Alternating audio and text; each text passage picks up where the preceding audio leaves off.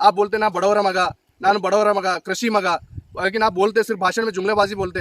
लेकिन आप लोग यहाँ पे आके इनका, जब ये लोग किसान हैं, इनके प्रॉब्लम सॉल्व करने के टाइम आप किसान के लिए नहीं तरफ नहीं देखते।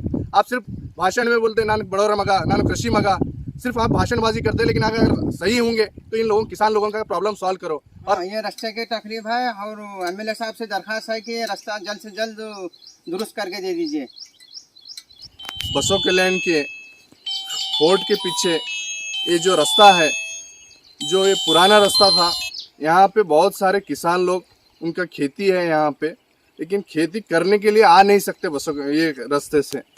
बहुत प्रॉब्लम में है वो लोग, लेकिन कोई उनकी तरफ देखने के लिए तैयार नहीं है। बहुत बार वो लोग कमिश्नर के पास गए हैं, बहुत बार तहसीलदार के पास गए हैं, बहुत बार एमएलए साहब के पास गए हैं, लेकिन कोई देखने के लिए तैयार नहीं है। मैं हमारे शासक जी से विनती करता हूं कि वो लोग इनके तरफ गवर्नर के उनका प्रॉब्लम सॉल्व कीजिए, क्योंकि बहुत दिन से ये लोग पिछले 6 साल से फिर रहे।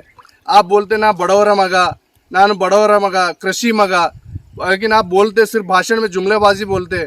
लेकिन आप लोग यहाँ पे आके इनका, जब ये लोग किसान हैं, इनके प्रॉब्लम सॉल्व करने के टाइम आप किसान के लिए नहीं तरफ नहीं देखते। आप सिर्फ भाषण में बोलते ना बड़ौरा मगा, ना कृषि मगा, सिर्फ आप भाषणबाजी करते। लेकिन अगर सही होंगे तो इन लोगों, किसान लोगों का प्रॉब्लम सॉल्व करो। और हमारे डिस्ट्रिक्ट मिनिस्टर ईश्वर खंडर साहब से भी मैं विनती करता हूँ, और हमारे कृषि मंत्री, उनसे भी विनती करता हूँ कि ये प्रॉब्लम सॉल्व कीजिए। बहुत दिन से फिर रहे पाप, लेकिन 6 साल से ये लोग कितने बार हर ऑफिस जा चुके हैं, लेकिन कोई इनकी तरफ देखने के लिए तैयार नहीं है। अगर हिंदुस्तान के क़वानीन में जय किसान जय जवान का नारा लगाते हैं, और जो भी एमएलए या जो भी एमपी जीत के आता है, किसान का नाम लिए बगैर जीत के नहीं आता। लेकिन जब इलेक्शन हो जाते हैं और जीत के आने के बाद फिर किसानों को भूल जाते हैं। ये किले के बाजू से हमारा बसों कल्याण बहुत ज़्यादा तरक्की कर रहा है, तरक्की पजीर शहर है।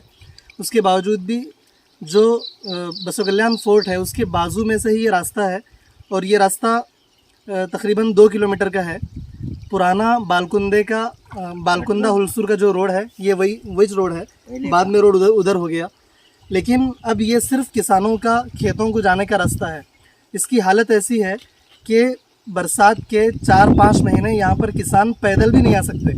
अगर पैदल भी आए तो चप्पल हाथ में लेके, और बिल्कुल दलदल में जिस तरीके से चलते हैं उस तरीके से ये रास्ते पे आना पड़ता।